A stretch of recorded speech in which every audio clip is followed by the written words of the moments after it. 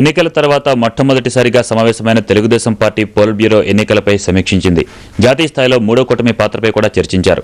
CPM ప్రధాన కార్యదర్శి ప్రకాష్ కారత్తో చర్చించిన విషయాలను చంద్రబాబు నాయుడు సభ్యులకు వివరించారు. ఎన్నికల తర్వాత టీడీపీ పొలిట్ బ్యూరో మొదటిసారి భేటీ అయింది. సమావేశంలో పార్టీ నాయకుల పనితీరు, మహాకూటమిలోని భాగస్వామ్య పక్షాల సహకారంపై సమీక్షించారు.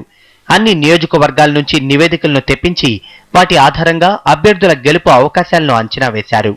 మహాకూటమిలో భాగస్వామ్య పక్షాల సహకారం లేకుండా అధికారంలోకి వస్తుందని నేతలు భావిస్తున్నారు. పొత్తుల్లో భాగంగా భాగస్వామ్య పక్షాలకు సీట్లు కేటాయించిన చోట సహకరించిన పార్టీ నాయకులపై చర్య తీసుకోవాలని నిర్ణయించారు.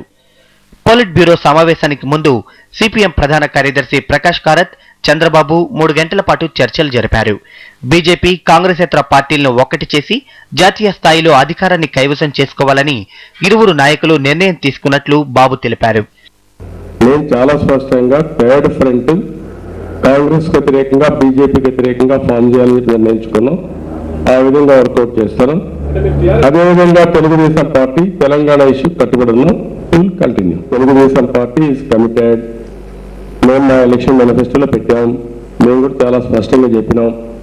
ఇప్పుడు లెఫ్ట్ పార్టీస్ కూడా ఉన్నాయి. అందరూ కూర్చొని మాట్లాడుకొని ఒక CPM party from the beginning approach చేస్తూ వచ్చారు.